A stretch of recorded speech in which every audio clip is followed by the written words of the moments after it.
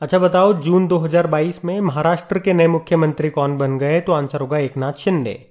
तो एकनाथ शिंदे या महाराष्ट्र के नए यानी कि 20वें नंबर के मुख्यमंत्री बन गए हैं।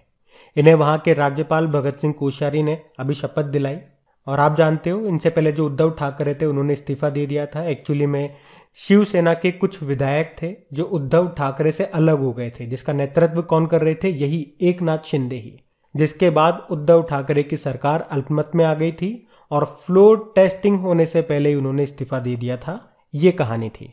फिर एकनाथ शिंदे ये बीजेपी के साथ मिलकर के महाराष्ट्र के 20वें मुख्यमंत्री बने। तो ये आप ध्यान रखना। बढ़ते आगे।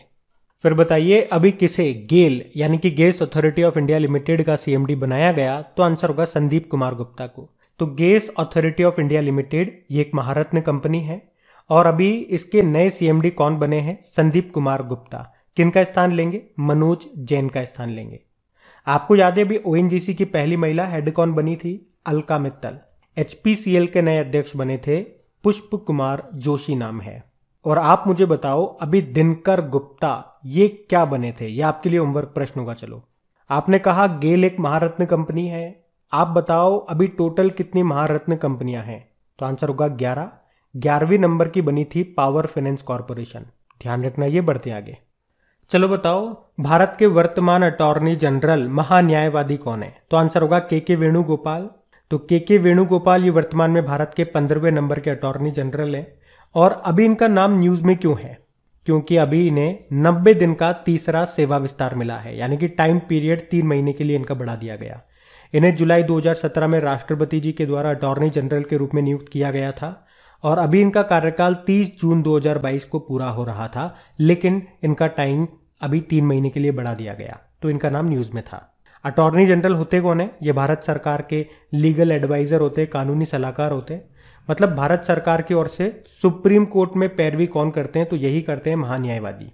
और इन्हें भारतीय संविधान के अनुच्छेद 76 के तहत राष्ट्रपति जी के द्वारा नियुक्त किया जाता है। चलो बताओ, भारत के पहले अटॉर्नी जनरल कौन थे? तो आंसर होगा MC सीतलवाड़। और अटॉर्नी जनरल से एक और बात याद रखना, ये मीटिंग्स में तो हिस्सा लेते हैं पर वोटिंग नहीं कर सकते। ये इंपॉर्टेंट पॉइंट है, कई बार एग्जाम में आता है ये। और राज्यों में कौन होता है? महाधिवक्ता, एडवोकेट जनरल होता है। और उसके बारे में अनुच्छेद 165 165 में बताया गया। अच्छा बताइए, नेशनल ह्यूमन राइट कमीशन के हेड कौन है? अरुण कुमार मिश्रा है। अभी हमारे चीफ इलेक्शन कमिश्नर 25वें नंबर के कौन बने? राजीव कुमार बने। और चीफ जस्टिस ऑफ इंडिया हैं NV रमन्ना। कौन से नंबर के? 48 नंबर के। बढ़ते आगे। फिर बताइए, अभी फैनकोड के नए ब्रांड एम्बेसडर कौन बने? तो आंसर होगा रवि शास्त्री। तो अभी भारतीय क्रिकेट टीम के पूर्व कोच और क्रिकेटर रवि शास्त्री को फैनकोड का ब्रांड एम्बेसडर बनाया गया। फैनकोड ये क्या है? ये एक लाइव कंटेंट, स्पोर्ट्स, स्टैटिस्टिक और ई-कॉमर्स मार्केट प्लेस है फैनकोड। आपको याद है अभी लग्जरी ब्रांड है लुई वुइटन, इसकी ब्रांड एम्बेसडर बनने वाली पहली भारतीय बनी थी दीपिका पादुकोण। फार्मिजी के ब्रांड एम्बेसडर बने थे आमिर खान। फार्मिजी ये हेल्थ केयर एप्लीकेशन है। और ल्यूपिन की ब्रांड एम्बेसडर बनी थी MC मैरीकॉम। ल्यूपिन क्या है? फार्मास्यूटिकल कंपनी है। चलो बताओ, अभी जो एक ड्रोन स्टार्टअप है गरुड़ एरोस्पेस, इसके ब्रांड एम्बेसडर कौन बने थे? MS धोनी। और अभी उत्तराखंड ने ब्रांड एम्बेसडर बनाया था अक्षय कुमार को। और बिहार के खादी ब्रांड का ब्रांड एम्बेसडर बनाया गया था मनोज तिवारी को। मणिका बत्रा, चलो पहले तो ये बताओ मणिका बत्रा का संबंध किस खेल से है? तो आंसर होगा टेबल टेनिस। adidas की ब्रांड एम्बेसडर बनी थी ये। अभी डिश टीवी के ब्रांड एम्बेसडर बने थे ऋषभ पंत। और भारतीय एक्सा लाइफ इंश्योरेंस की ब्रांड एम्बेसडर बनी थी विद्या बालन। तो ये नाम अभी न्यूज में थे, ध्यान रखना। बढ़ते आगे। चलो बताओ, नारी को नमन योजना किस राज्य सरकार ने शुरू की? हिमाचल प्रदेश ने। तो अभी हिमाचल प्रदेश सरकार ने नारी को नमन योजना को शुरू किया। क्या होगा इस योजना में? तो इसमें राज्य की महिलाओं को हिमाचल प्रदेश की जो सरकारी बसें हैं उसमें 50% तक की किराए में छूट दी जाएगी इस नारी को नमन योजना के अंतर्गत। आपको बताया अभी भारत की पहली पूरी तरह से डिजिटल बस सेवा कहां पे शुरू हुई? महाराष्ट्र में। बताओ अभी किस राज्य की मो बस सेवा को संयुक्त राष्ट्र लोक सेवा पुरस्कार से सम्मानित किया गया? तो आंसर होगा उड़ीसा। और अगर आपसे अभी पूछे कि बताओ किस राज्य की सरकार ने single use plastic buy back योजना को शुरू किया? तो आपका आंसर होगा हिमाचल प्रदेश। ये भी ध्यान रखना। बढ़ते आगे। चलो बताओ, अभी जुलाई 2022 में इजराइल के नए प्रधानमंत्री कौन बन गए? तो आंसर होगा यायर लैपिड। तो यायर लैपिड ये इजराइल के 14वें नंबर के प्रधानमंत्री बन गए। किनका स्थान लिया? नेफ्ताली बेनेट का। आप जानते हो इजराइल के कैपिटल क्या है? जेरूसलम है। और करेंसी है इजरायली न्यू शेकेल। प्रधानमंत्री है इसाक हरजोग और यहाँ की संसद को कहते हैं नेसेट। आपको पता है अभी फिलीपींस के नए राष्ट्रपति बने थे, मार्कोस जूनियर नाम है। आपको पता है अभी ऑस्ट्रेलिया के नए प्रधानमंत्री कौन बने थे? Anthony Albanese. कोलंबिया के नए प्रेसिडेंट बने गुस्टावो पेट्रो। अच्छा, इजराइल में अभी 70वीं मिस यूनिवर्स प्रतियोगिता भी हुई थी और उसको किसने जीता? हरनाज सिंधु ने जीता। वो चंडीगढ़ की है, ये ध्यान रखना। बढ़ते आगे। चलिए फिर बताइए, अभी हाल ही में फर्डिनेंड मार्कोस जूनियर ये किस देश के राष्ट्रपति बन गए, मतलब इन्होंने शपथ ग्रहण कर ली है? तो आंसर होगा फिलीपींस। तो फर्डिनेंड मार्कोस जूनियर ने फिलीपींस के 17वें नंबर के प्रेसिडेंट के रूप में शपथ ले ली है और इन्होंने रोड्रिगो दुतर्ते का स्थान लिया, जिन्होंने अपना 6 साल का कार्यकाल पूरा कर लिया। फिलीपींस के संविधान में राष्ट्रपति का जो कार्यकाल होता है ना, वो 6 साल का होता है। अच्छा, फिलीपींस के बारे में हम लोग बात करेंगे, उससे पहले आप बताओ ऑस्ट्रेलिया के नए प्रधानमंत्री कौन बने? एंथनी अल्बनीज बने थे। कोलंबिया के प्रेसिडेंट कौन बने? ये बने हैं गुस्तावो पेट्रो। और अभी फ्रांस की दूसरी महिला प्रधानमंत्री बनी थी कौन? एलिजाबेथ बॉर्न बनी थी। अब बात फिलीपींस की है, तो ये रहा मैप में फिलीपींस। कैपिटल आपने कहा मनीला है, और याद रखना एशियन डेवलपमेंट बैंक का हेडक्वार्टर मिलेगा आपको मनीला में। अंतर्राष्ट्रीय चावल अनुसंधान केंद्र, इसका मुख्यालय भी है मनीला में। और आपको याद होगा गोल्डन राइस रोपण को मंजूरी देने वाला पहला देश भी आपका फिलीपींस ही है। करेंसी होती है फिलीपींस पीसो। अच्छा, याद होगा आपको एशिया का जो नोबेल पुरस्कार है रेमन मैग्सेसे पुरस्कार को कहा जाता है, जो कि कहाँ पे दिया जाता है? मनीला, फिलीपींस में ही। और आपको याद हो तो 2021 में जो शांति का नोबेल पुरस्कार मिला था वो 2 जनों को मिला था। एक थी मारिया रेसा जो कि फिलीपींस की थी, और दूसरे दमित्री मुरातोव थे, वो तो रशिया के थे। अच्छा, सबसे इंपॉर्टेंट प्रश्न, अगर आपसे पूछा जाए कि भारत से ब्रह्मोस सुपरसोनिक क्रूज मिसाइल खरीदने वाला पहला विदेशी देश कौन सा है? तो आंसर होगा फिलीपींस। याद रखना ये सब। पढ़ते आगे। अच्छा बताइए, किसने FATF financial action task force के अध्यक्ष का पदभार ग्रहण किया? तो आंसर होगा टी राजा कुमार ने। अच्छा, वैसे तो इसके बारे में हम पहले भी पढ़ चुके हैं, पर अभी इन्होंने अपना पद ग्रहण कर लिया। इनका नाम न्यूज़ में था, तो याद रखना क्योंकि इंपॉर्टेंट नाम है, T Raja Kumar. Financial action task force की स्थापना होती है 1989 में। हेडक्वार्टर पेरिस फ्रांस में है। आपको बताइए उद्देश्य क्या होता है? मुख्य उद्देश्य इसका यही है आतंकवाद के लिए टेरर फंडिंग को रोकना। और अभी इसने किस देश को ग्रे लिस्ट में डाला? तो यूनाइटेड अरब अमीरात को। चलो मुझे बताओ, इंटरनेशनल लेबर ऑर्गेनाइजेशन के अभी प्रमुख कौन बने थे? और इस पद पर आने वाले ये पहले अफ्रीकी है, तो इनका नाम भी इंपॉर्टेंट है। तो आंसर होगा गिलबर्ट होंगबो। और अभी आप जानते हो कि प्रित्जकर पुरस्कार पाने वाले पहले अफ्रीकी कौन बने? फ्रांसिस केरे। और स्टॉकहोम जल पुरस्कार 2022 किसने जीता? विल्फ्रेड बुटसर्ट ने। याद रखना। बढ़ते आगे। अच्छा बताओ, जुलाई 2022 में केंद्रीय अल्पसंख्यक मामलों के मंत्री ने इस्तीफा दे दिया, उनका नाम क्या है? मुख्तार अब्बास नकवी है। तो अभी 7 जुलाई को मुख्तार अब्बास नकवी का राज्यसभा सांसद के तौर पर कार्यकाल खत्म हो गया, और इसी बीच उन्होंने केंद्रीय मंत्री पद से इस्तीफा दे दिया। इनके अलावा जो केंद्रीय इस्पात मंत्री हैं, स्टील मिनिस्टर, उन्होंने भी इस्तीफा दे दिया। उनका नाम है रामचंद्र प्रसाद सिंह। और देखो, अगर आप पहली बार इस वीडियो को देख रहे हो या हमारे चैनल पे हो, तो आपको याद होगा जब ये नए मिनिस्टर्स बने थे तब इन सभी को याद करने का एक ट्रिकी वीडियो हम लोगों ने बनाया था। तो अब उस ट्रिकी वीडियो में से ये 2 नाम आपके कम हो गए हैं, क्योंकि इन्होंने तो इस्तीफा दे दिया। अब बात आएगी ये मंत्रालय किन को दिए गए, तो मैं आपको यहीं पे बता रहा हूँ कि जो हमारे महिला व बाल विकास मंत्रालय है, स्मृति ईरानी के पास, आप जानते हो, अभी उनको अल्पसंख्यक मामलों का कार्यभार दे दिया गया। और हमारे नागरिक उड्डयन मंत्री हैं ज्योतिरादित्य सिंधिया, उनको इस्पात मंत्रालय दे दिया गया। इस्पात मंत्रालय का एडिशनल चार्ज दे दिया गया। अब इसको भी कैसे याद रखोगे? देखो, बड़ा आसान है भाई। हवाई जहाज ज्योतिरादित्य सिंधिया के पास है। ज्योतिरादित्य सिंधिया ने सोचा कि मेरे पास तो कम हवाई जहाज है, मेरे को और बनाने हैं। और ये हवाई जहाज कहाँ से बनेंगे? लकड़ी से बनेंगे, कागज से बनेंगे, तो स्टील से बनेंगे। तो इनको कौन सा मंत्रालय दे दिया? स्टील मंत्रालय दे दिया, और बोला कि भैया जितनी स्टील चाहिए निकालो और बनाओ हवाई जहाज और उड़ जाओ फुर्र। उसी तरह से अल्पसंख्यक मामलों का मंत्रालय किसको दिया गया? स्मृति ईरानी को। इनके पास वैसे ही कौन सा मंत्रालय है? महिला व बाल विकास मंत्रालय। अब आप लोग मुझे बताओ इस ट्रिक को आप कैसे याद रखोगे? अब चलो मैं आपके ऊपर छोड़ता हूं, आप मुझे बताओ इसे आप कैसे याद रखोगे। हम बढ़ते आगे। चलो बताओ, अभी किसे भारतीय विश्वविद्यालयों के संघ के अध्यक्ष के रूप में नियुक्त किया गया? तो आंसर होगा सुरंजन दास को। तो अभी जादवपुर विश्वविद्यालय के कुलपति हैं सुरंजन दास। इनको भारतीय विश्वविद्यालयों के संघ यानी कि एसोसिएशन ऑफ इंडियन यूनिवर्सिटीज का अध्यक्ष बनाया गया। वे 101वें नंबर के अध्यक्ष बने। किनका स्थान लिया? जी थिरुवसागम का। अच्छा, अभी gas authority of India limited के अध्यक्ष कौन बने? Sandeep Kumar Gupta. International Weightlifting Federation के अध्यक्ष बने हैं 2022 के लिए, मोहम्मद जलूद नाम है। और central board of direct tax के अध्यक्ष बने हैं नितिन गुप्ता। आप जानते हो खेलो इंडिया यूनिवर्सिटी गेम्स का दूसरा संस्करण अभी हुआ था बेंगलुरु में, जिसका शुभंकर मैस्कॉट है वीरा। और पहले स्थान पे इसमें जैन यूनिवर्सिटी है जो कि बेंगलुरु से है। सेकंड पे लवली प्रोफेशनल यूनिवर्सिटी है और तीसरे पे है पंजाब यूनिवर्सिटी।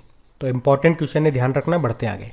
तो देखो, इस प्रश्न में आपसे क्या पूछ रहे हैं कि अभी दक्षिण सूडान में संयुक्त राष्ट्र मिशन में फोर्स कमांडर किसे नियुक्त किया गया? तो आंसर होगा मोहन सुब्रमण्यम को। तो भारत के लेफ्टिनेंट जनरल हैं मोहन सुब्रमण्यम। इनको साउथ सूडान में संयुक्त राष्ट्र मिशन में फोर्स कमांडर नियुक्त किया गया। वे किनका स्थान लेंगे? शैलेश तिनिकर की जगह लेंगे। तो संयुक्त राष्ट्र मिशन ये पूरे दक्षिण सूडान में जरूरतमंद लाखों लोगों तक मानवतावादी सहायता पहुंचाने के लिए काम करता है। अच्छा, मुझे बताओ, यूनाइटेड नेशन का हेडक्वार्टर आप सबको पता है न्यूयॉर्क में है। टोटल मेंबर कंट्री कितने हैं इसके? 193 हैं। और सबसे नवीनतम 193वां कौन सा नंबर का देश है? साउथ सूडान है, जिसकी कैपिटल होती है जुबा। आपको याद है रुचिरा कंबोज के बारे में? इंपॉर्टेंट नाम है ये। संयुक्त राष्ट्र में भारत के स्थायी प्रतिनिधि इनको बनाया गया था TS तिरुमूर्ति की जगह। और अभी आर्मी की एविएशन विंग में शामिल होने वाली पहली महिला अधिकारी कौन बनी है? अभिलाषा बराक। बताओ, बांग्लादेश के यूनाइटेड नेशन में परमानेंट रिप्रेजेंटेटिव कौन है जिन्हें अभी under secretary general of United nation बनाया गया? रबाब फातिमा। नाम ध्यान रखना ये सब। पढ़ते आगे। बताइए, अभी यूके के प्रधानमंत्री ने इस्तीफा दे दिया। उनका नाम क्या है? Boris Johnson. तो यूके के प्रधानमंत्री थे बोरिस जॉनसन। तो बोरिस जॉनसन पर अभी उनके नेतृत्व के विरोध में 50 से ज्यादा सांसदों और मंत्रियों ने इस्तीफा दे दिया था और उसके बाद इन्होंने अपने प्रधानमंत्री पद से इस्तीफा दे दिया। आप जानते हो अभी ऑस्ट्रेलिया के प्रधानमंत्री कौन बने थे? Anthony Albanese. फ्रांस की दूसरी महिला प्रधानमंत्री कौन बनी थी? Elizabeth born. और बारबाडोस की फिर से प्रधानमंत्री बन गई है मिया मोटली। और अभी बारबाडोस के पहले प्रेसिडेंट कौन बनी थी? डेम सेंड्रा मैसन बनी थी। ये नाम याद रखना। बढ़ते आगे। चलिए बताइए, अभी जुलाई 2022 में किसे G20 के लिए नया शेरपा बनाया गया? तो आंसर होगा अमिताभ कांत को। आपको याद तो है ना, हम लोगों ने पढ़ा था 2021 में हमारे वाणिज्य व उद्योग मंत्री हैं पीयूष गोयल, जिनको G20 के लिए भारत का शेरपा बनाया गया था। अब पहला प्रश्न तो आपके ये माइंड में आएगा कि शेरपा मतलब? तो G20 में किसी भी देश का प्रतिनिधि कहलाता है शेरपा। अब आप कहोगे कि ऐसा हुआ क्या कि पीयूष गोयल के स्थान पर अमिताभ कांत को लाया जा रहा है? तो एक्चुअली में उनके पास काम का बर्डन ज्यादा है। उनके पास कई कैबिनेट पद आ चुके हैं, इसीलिए वे अब G20 शेरपा के पद से इस्तीफा दे देंगे। तो अब क्या होगा? नीति आयोग के जो अभी तक CEO थे अमिताभ कांत, अब वे G20 के शेरपा बनेंगे। आपको पता है भारत G20 की अध्यक्षता करेगा 2023 में। 2022 में इसकी अध्यक्षता इंडोनेशिया के पास में है और 2021 में थी इटली के पास में। आपको एक और बात बता दूं कि अभी जो भारत है वो इंडोनेशिया और इटली के साथ में G20 ट्रोइका में शामिल हो गया है। G20 का कोई भी हेडक्वार्टर कहीं भी नहीं है। इसमें 19 देश आते हैं और एक यूरोपियन यूनियन है। यूरोपियन यूनियन में ही 27 देश शामिल है और इसका हेडक्वार्टर, यूरोपियन यूनियन का हेडक्वार्टर ब्रुसेल बेल्जियम में है। आपको बताएं 2022 में बिम्स्टेक की अध्यक्षता किसके पास है? श्रीलंका के पास। और बिम्स्टेक का हेडक्वार्टर कहां पर है? बांग्लादेश की कैपिटल ढाका में।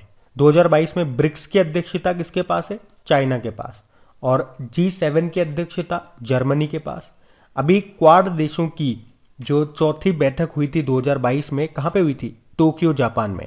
और अगले साल 5वीं बैठक कहां पे होगी? ऑस्ट्रेलिया में होगी। अच्छा, मुझे बताओ, अभी नीति आयोग के नए CEO कौन बन गए? तो आंसर होगा परमेश्वरन अय्यर। और नीति आयोग के नए उपाध्यक्ष कौन बने? डॉक्टर सुमन के बेरी। याद रखना, ये इंपॉर्टेंट क्वेश्चन है। बढ़ते आगे। चलो बताओ, अभी किसे बीजेपी के द्वारा दक्षिणी राज्यों से राज्यसभा के लिए नॉमिनेट नहीं किया गया? प्रश्न ध्यान से सुनना। नहीं किया गया पूछ रहे हैं। आपके ऑप्शन आपके सामने हैं। इलैया राजा, नीरज चोपड़ा, वीरेंद्र हेगड़े और KV विजयेंद्र प्रसाद। तो आंसर होगा नीरज चोपड़ा। देखो, आप तो जानते हो जो राज्यसभा है जिसे आप उच्च सदन कहते हो, इसमें राष्ट्रपति जी के द्वारा 12 लोगों को मनोनीत किया जा सकता है।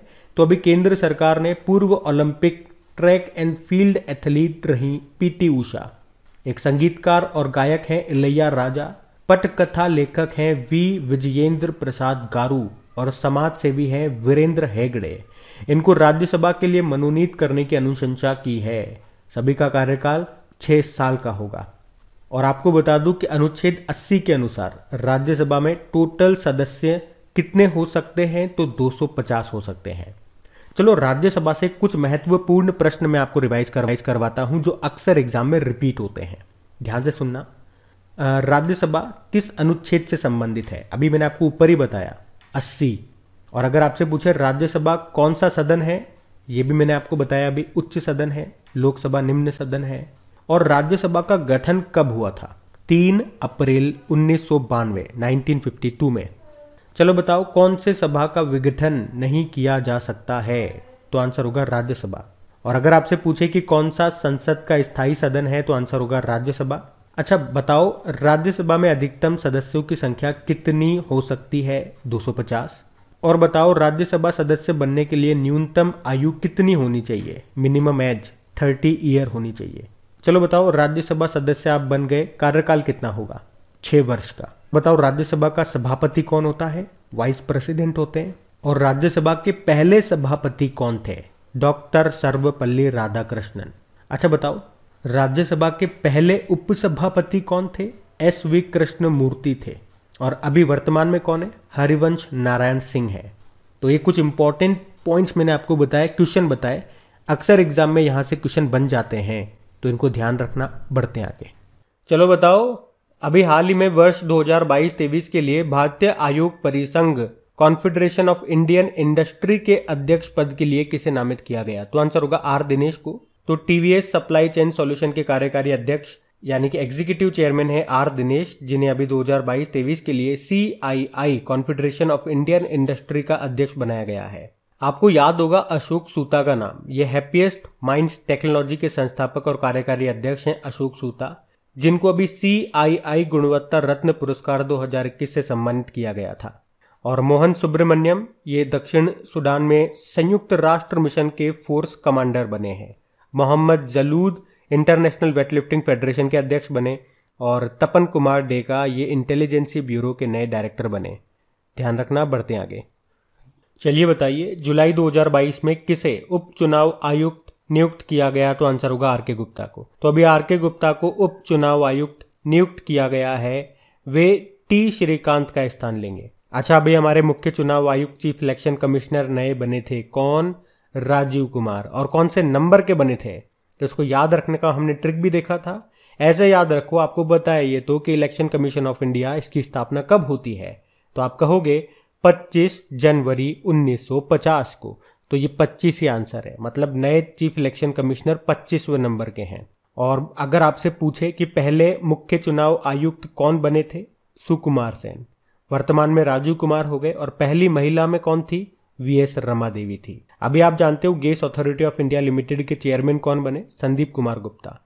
CBDT central board of direct tax के चेयरमैन कौन बने? नितिन गुप्ता। और नेशनल इन्वेस्टिगेशन एजेंसी के डायरेक्टर जनरल कौन बने? दिनकर गुप्ता। तो ये सारे गुप्ता आपको याद रखने हैं। बढ़ते आगे। फिर बताओ, जुलाई 2022 में न्यायमूर्ति रोहिणी आयोग के कार्यकाल का विस्तार किस वर्ष तक कर दिया गया? तो आंसर होगा 2023 तक। तो न्यायमूर्ति रोहिणी आयोग के कार्यकाल का विस्तार अभी 2023 तक कर दिया गया। एक तो ये याद रखना। तो काम क्या है इनका? तो ओबीसी यानी कि अन्य पिछड़ा वर्ग के अंदर सब क्लासिफिकेशन यानी कि उप वर्गीकरण करने के लिए यह आयोग बनाया गया था। अच्छा, ओबीसी को कितना आरक्षण दिया गया है? 27%। किसके द्वारा? मंडल आयोग के द्वारा। पर ओबीसी में भी तो बहुत सारी कास्ट आती हैं, तो किसको कितना मिलेगा? यही कहलाता है ओबीसी में सब क्लासिफिकेशन करना। और ये करने का काम सौंपा गया था न्यायमूर्ति रोहिणी आयोग को। अच्छा, मुझे बताओ कि किस केस में यह कहा गया था कि आरक्षण की सीमा 50% से ज्यादा नहीं होगी? तो आंसर होगा इंदिरा साहिनी केस। कब की बात है? 1992 में। तो याद रखना, न्यायमूर्ति रोहिणी आयोग का कार्यकाल 2023 तक बढ़ा दिया गया। अच्छा, ओबीसी का उल्लेख किस अनुच्छेद में है? आर्टिकल 340 में। और बताओ शेड्यूल कास्ट एससी से संबंधित कौन सा अनुच्छेद है? 338, 338। और एसटी से संबंधित है 338A 2003 के 89वें संविधान संशोधन के तहत। और ईडब्ल्यूएस की बात करेंगे तो 103वां संविधान संशोधन, और कितना है? 10% आरक्षण मिलेगा इसमें। चलो मुझे बताओ, केंद्रीय सतर्कता आयोग सेंट्रल विजिलेंस कमीशन की स्थापना किस समिति की सिफारिश पे होती है? संथानम समिति 1964 में। वैसे हमारे सेंट्रल विजिलेंस कमिश्नर कौन है? सुरेश पटेल हैं। अभी आपको याद होगा जम्मू कश्मीर के परिसीमन के लिए किस आयोग का गठन किया गया था? रंजना प्रकाश देसाई आयोग। और इसने जम्मू कश्मीर में विधानसभा की कितनी सीट तय की है? तो 90। ये भी कुछ पॉइंट्स ध्यान रखना, बढ़ते हैं आगे। चलो बताओ, अभी एसबीआई जनरल इंश्योरेंस के नए एमडी सीईओ कौन बने हैं? तो आंसर होगा पारितोष त्रिपाठी। तो अभी एसबीआई जनरल इंश्योरेंस ने पारितोष त्रिपाठी को अपना एमडी सीईओ बनाया है। ये किनका स्थान लेंगे? पीसी कांडपाल का। आपको पता है एसबीआई जनरल इंश्योरेंस, इसकी स्थापना होती है 2009 में, मुंबई में हेडक्वार्टर है। अभी इसने cyber vault edge insurance plan को लॉन्च किया था, हैशटैग बहाने छोड़ो टैक्स बचाओ कैंपेन शुरू किया था, और इसने ही आरोग्य संजीवनी हेल्थ इंश्योरेंस प्लान भी लॉन्च किया था। चलो बताओ, अभी हमारे डेप्यूटी इलेक्शन कमिश्नर कौन बने? आर.के. गुप्ता बने हैं। और वैसे हमारे चीफ इलेक्शन कमिश्नर कौन है? राजीव कुमार हैं। अभी फाइनेंशियल एक्शन टास्क फोर्स के नए प्रेसिडेंट कौन बने थे? तो आंसर होगा टी राजा कुमार। और बॉम्बे स्टॉक एक्सचेंज के चेयरमैन बने हैं एस.एस. मुंदड़ा। ये भी नाम याद रखना, बढ़ते हैं आगे। तो इस प्रश्न में आपसे पूछ रहे हैं, अभी किसे international fund for agricultural development का अध्यक्ष बनाया गया? तो आंसर होगा अल्वारो लारियो को। तो international fund for agricultural development के नए प्रेसिडेंट होंगे स्पेन के अल्वारो लारियो। ये इस पद पर आने वाले 7वें व्यक्ति होंगे, या यूं कह दो 7वें अध्यक्ष होंगे। ये किनका स्थान लेंगे? गिलबर्ट होंगबो का स्थान लेंगे। और इनका नाम तो आपने जरूर सुना होगा क्योंकि ये नाम इंपॉर्टेंट भी है। अभी इंटरनेशनल लेबर ऑर्गेनाइजेशन के अध्यक्ष बने थे और इस पद पर आने वाले ये पहले अफ्रीकी बने थे, गिलबर्ट होंगबो। वैसे international fund for agricultural development की बात करें तो इसका हेडक्वार्टर है रोम, इटली में। आप जानते हो अभी एसबीआई जनरल इंश्योरेंस के एमडी सीईओ कौन बने थे? पारितोष त्रिपाठी। और इंटेलिजेंसी ब्यूरो के नए डायरेक्टर बने थे तपन कुमार डेका। नीति आयोग के नए सीईओ कौन बने? परमेश्वरन अय्यर बने। किनका स्थान लिया? अमिताभ कांत का, जो अब खुद G20 के लिए भारत के शेरपा बने हैं। वैसे नीति आयोग के नए उपाध्यक्ष कौन बने? डॉक्टर सुमन के बेरी। ध्यान रखना, बढ़ते आगे।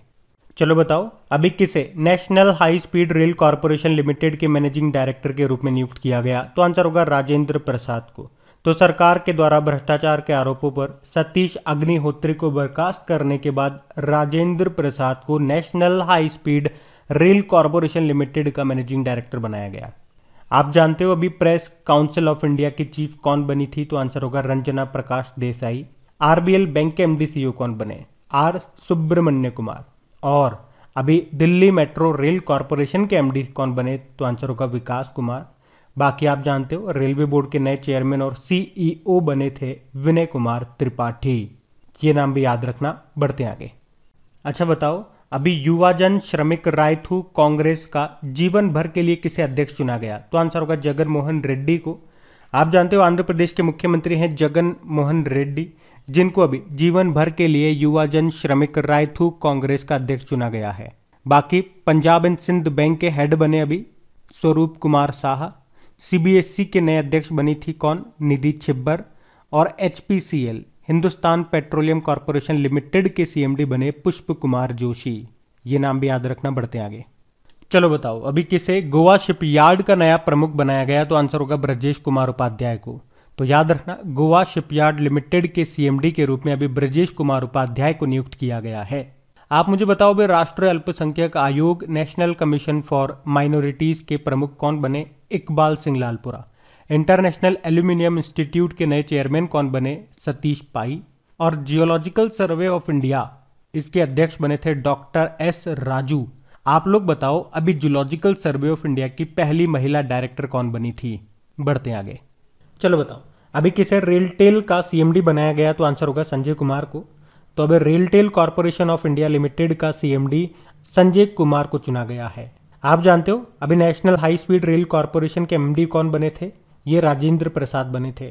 दिल्ली मेट्रो रेल कॉरपोरेशन के अभी मैनेजिंग डायरेक्टर बने थे विकास कुमार, और रेलवे बोर्ड के नए चेयरमैन और सीईओ विनय कुमार त्रिपाठी हैं।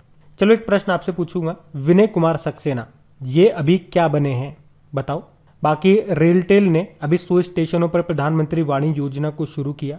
यहाँ पे प्रधानमंत्री वाणी, इसका मतलब होता है प्रधानमंत्री वाईफाई एक्सेस नेटवर्क इंटरफेस, जो आपको रेलवे में फ्री में इंटरनेट मिलता है ना, उसकी बात हो रही है।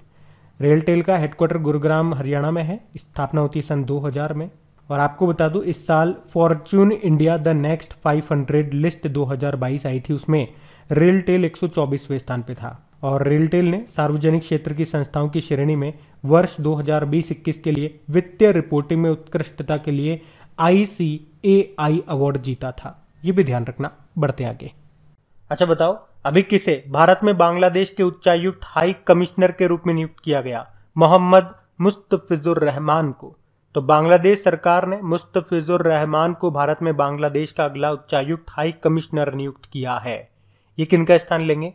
मोहम्मद इमरान का स्थान लेंगे। आप जानते हो SBI जनरल इंश्योरेंस के MD CEO कौन बने? पारितोष त्रिपाठी। और gas authority of India limited के चेयरमैन बने हैं संदीप कुमार गुप्ता। अब इंटरनेशनल वेटलिफ्टिंग फेडरेशन के प्रेसिडेंट बने मोहम्मद जलूद। ये भी नाम ध्यान रखना, बढ़ते आगे। चलो बताओ अभी भूटान में भारत के अगले राजदूत कौन बने, एम्बेसडर? तो आंसर होगा सुधाकर दलेला। तो अभी सुधाकर दलेला ये भूटान में भारत के नए एम्बेसडर बने हैं।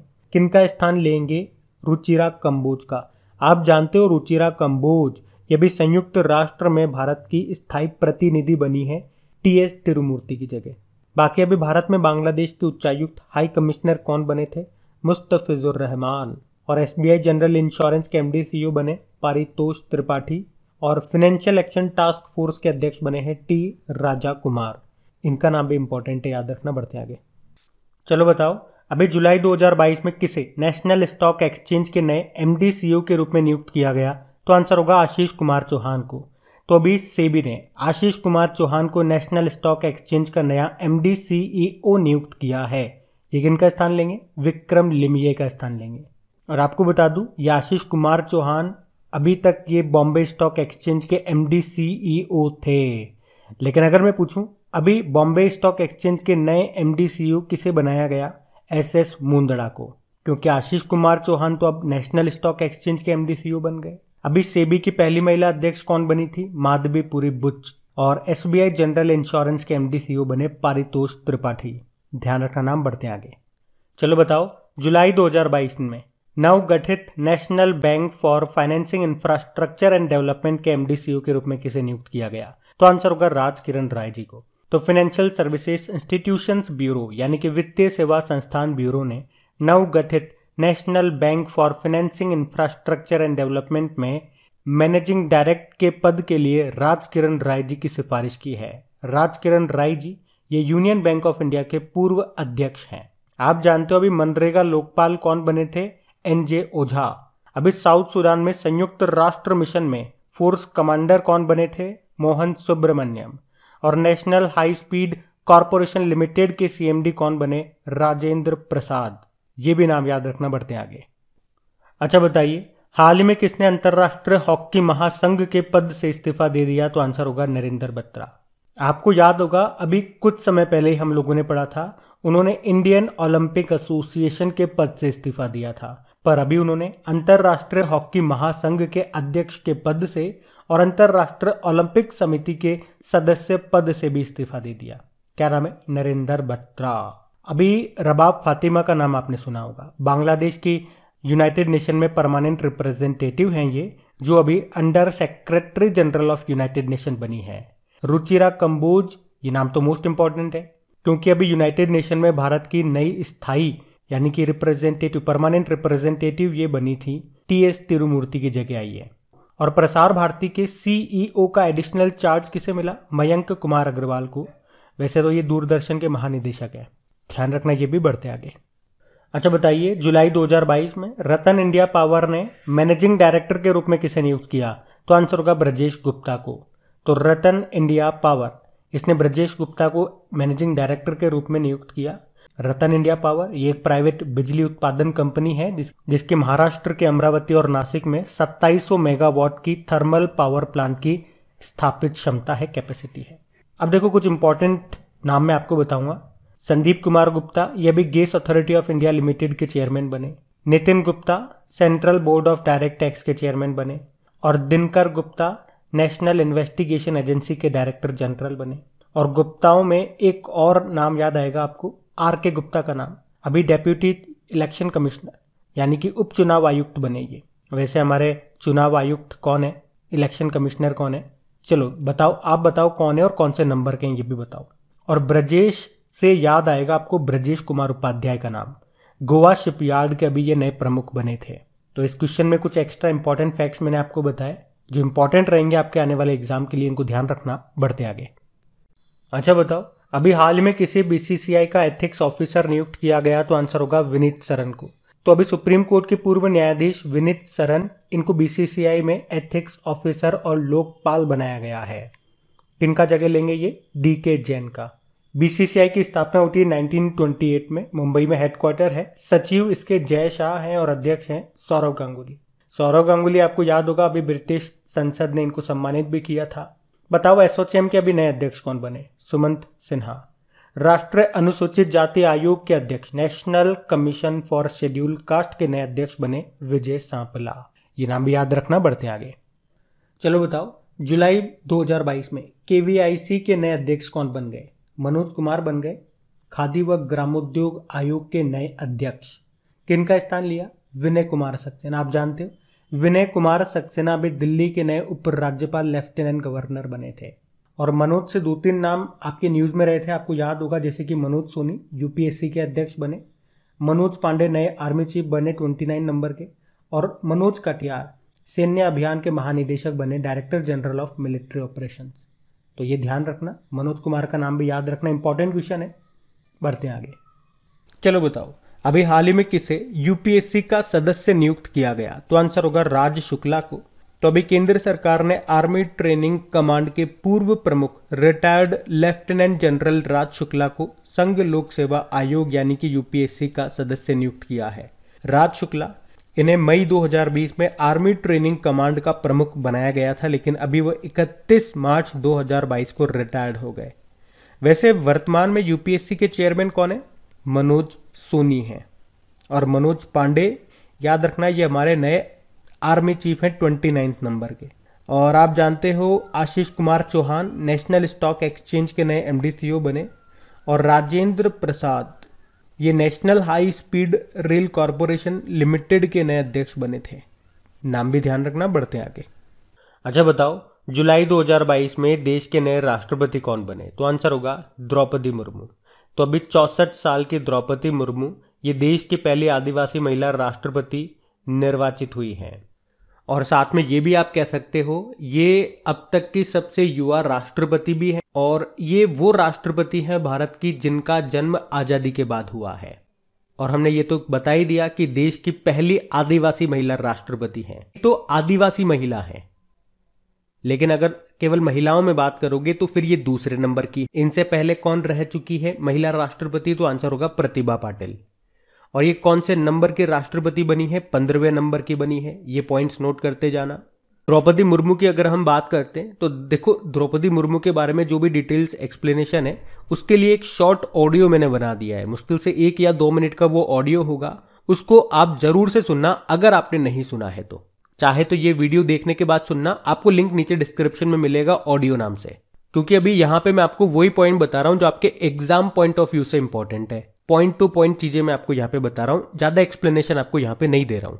वो या तो हम डेली करंट अफेयर्स वाले में देते हैं या ज्यादा एक्सप्लेनेशन देना होता है, वो एक्सप्लेनेशन में सारा आपको डेली करंट अफेयर्स वाले में दे देता हूँ। यहाँ मेरा मकसद है वीकली या मंथली वाले में कि टू द पॉइंट में चीजें आपको बताऊं, क्योंकि यहाँ पे वीडियो बहुत लेंदी हो जाता है। अभी मैं क्या करता हूं, आपको प्रेसिडेंट से, राष्ट्रपति से जो भी संबंधित प्रश्न एग्जाम में कई बार एग्जाम में पूछे गए हैं, जो रिपीट हुए प्रश्न है वो आपको करा देता हूं, वो आपके लिए ज्यादा हेल्पफुल होंगे।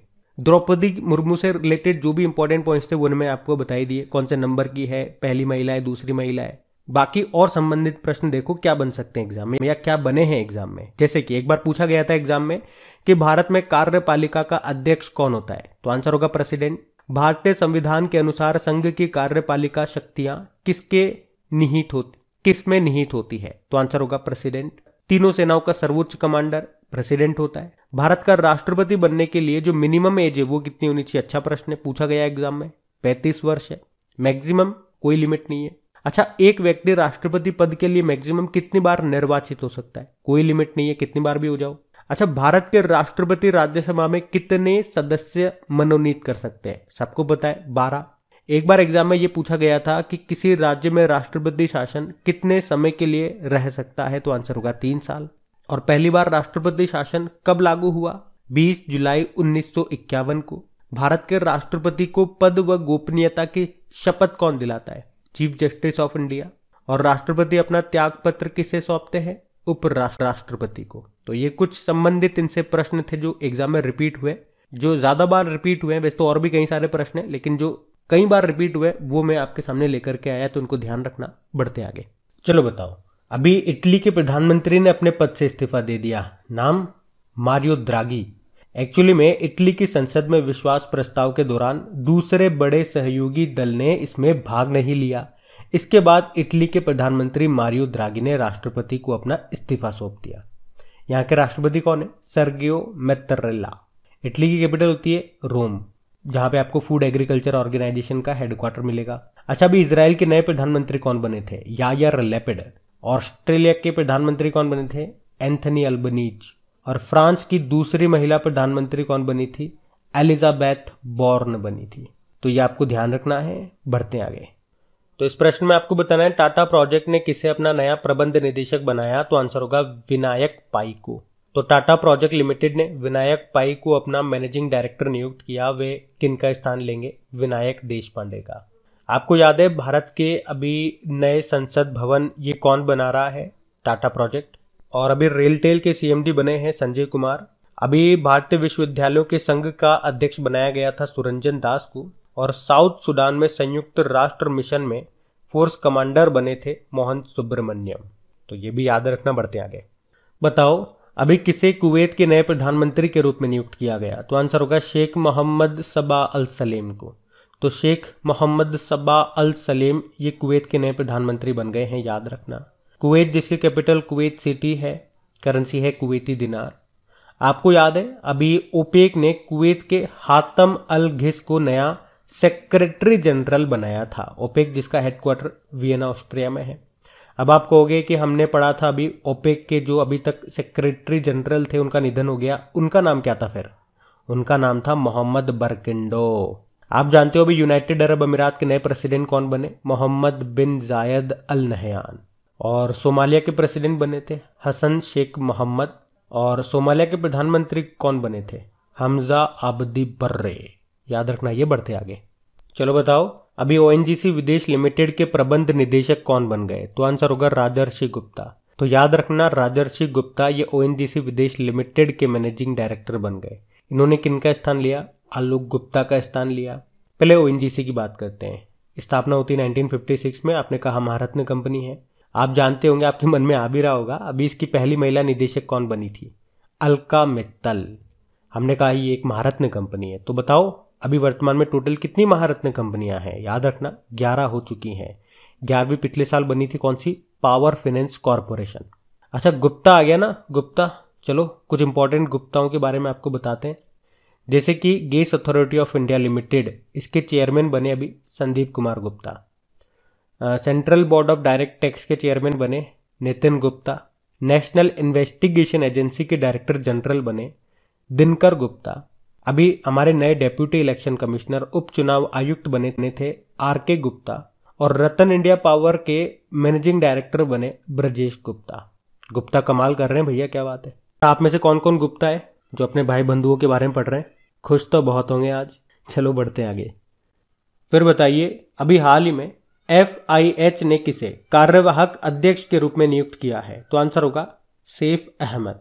तो आप जानते हो अभी नरेंद्र बत्रा ने FIH के अध्यक्ष पद से इस्तीफा दे दिया था। उन्होंने इंडियन ओलंपिक एसोसिएशन के अध्यक्ष का पद भी छोड़ दिया और भारतीय ओलंपिक समिति की सदस्यता को भी छोड़ दिया। तो अब इंटरनेशनल हॉकी फेडरेशन ने मिस्र के सैफ अहमद को कार्यवाहक अध्यक्ष नियुक्त किया है।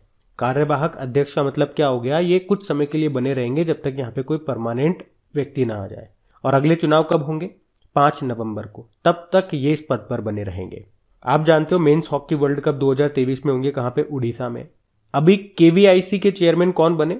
मनोज कुमार बने थे। नेशनल स्टॉक एक्सचेंज के एमडी सीईओ आशीष कुमार चौहान बने और बॉम्बे स्टॉक एक्सचेंज के एसएस मुंदड़ा बने थे, वो भी नाम याद रखना। अभी इंडियन वेटलिफ्टिंग एसोसिएशन के अध्यक्ष बने थे 2022 के लिए, उनका नाम है मोहम्मद जलूद। और इंटरनेशनल हॉकी फेडरेशन का हेडक्वार्टर कहाँ पर है? ज्यूरिक स्विट्जरलैंड में है। ये भी नाम याद रखना, बढ़ते आगे।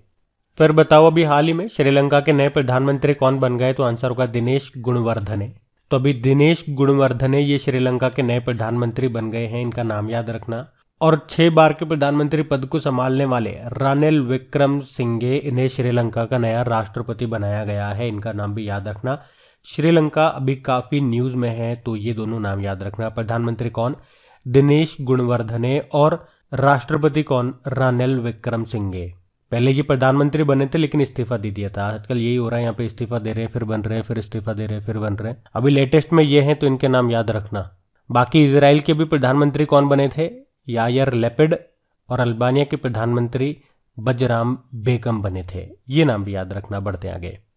अच्छा बताओ अभी हाल ही में केंद्र सरकार ने एमएसपी व्यवस्था को मजबूत करने के लिए गठित समिति का अध्यक्ष किसे नियुक्त किया? तो आंसर होगा संजय अग्रवाल को। आपको याद होगा कृषि कानून के खिलाफ कृषि आंदोलन चला था, फिर सरकार ने उन 3 कृषि कानूनों को वापस लिया था और कहा था कि एमएसपी को लागू किया जाएगा। तो उसके लिए अभी एक समिति बनाई गई है जो एमएसपी को मजबूत करने के उपाय सुझाएगी। और किसकी अध्यक्षता में ये 26 मेंबर की समिति बनी है? तो पूर्व कृषि सचिव संजय अग्रवाल। और इस समिति का उद्देश्य बताया मैंने आपको, एमएसपी को असरदार और पारदर्शी तरीके से लागू करना। एमएसपी मतलब मिनिमम सपोर्ट प्राइस, न्यूनतम समर्थन मूल्य। इसका मतलब क्या हो गया? अगर सरकार किसी वस्तु या किसी फसल के लिए एमएसपी डिसाइड कर देती है, तय कर देती है, तो फिर उस फसल का कितना भी उत्पादन हो जाए, सरकार को उसे उस न्यूनतम कीमत पर तो खरीदना ही पड़ेगा।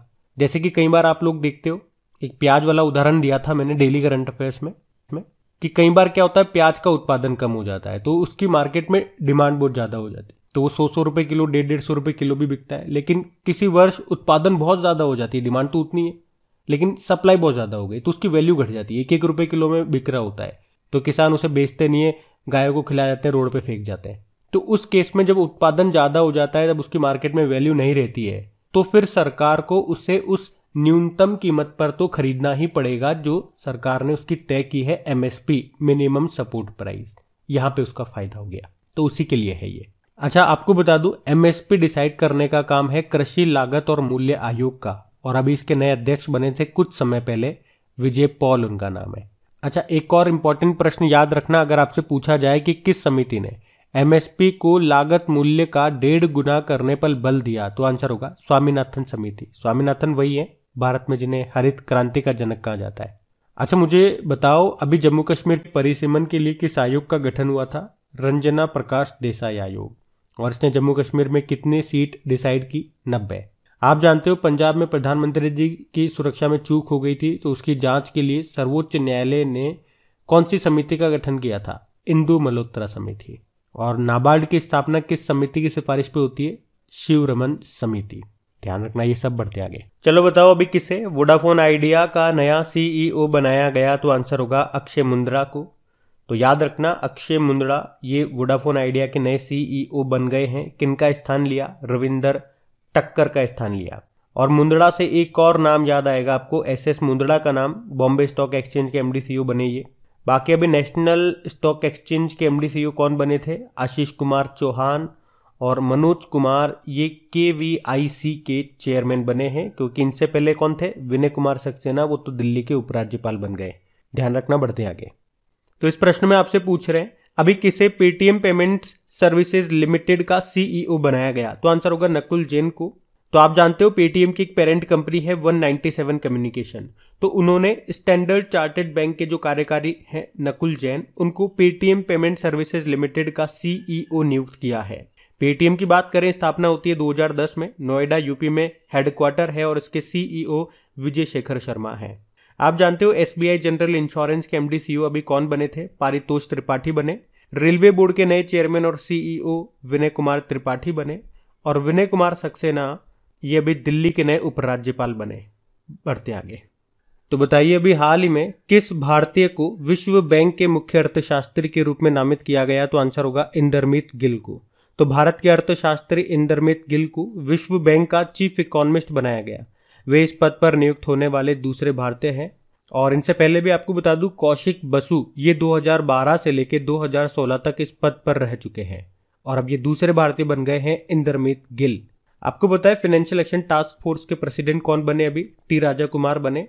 Gas authority of India limited के चेयरमैन कौन बने? संदीप कुमार गुप्ता। और इंटरनेशनल वेटलिफ्टिंग फेडरेशन के प्रेसिडेंट बने 2022 के लिए मोहम्मद जलूद उनका नाम है।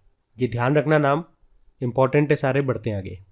फिर बताइए अभी किसने अल्बानिया के राष्ट्रपति पद की शपथ ली है? तो आंसर होगा बजराम बेगज ने।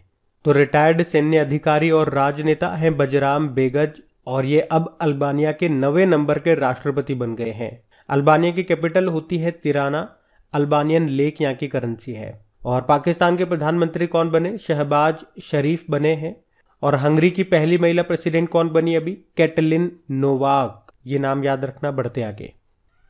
अच्छा बताइए अभी हाल ही में बांग्लादेश में भारत के नए उच्चायुक्त कौन बने? तो आंसर होगा प्रणय वर्मा। तो प्रणय वर्मा ये बांग्लादेश में भारत के नए उच्चायुक्त बन गए हैं, हाई कमिश्नर बन गए हैं। ये किनका स्थान लेंगे? विक्रम दुर्रेस्वामी का।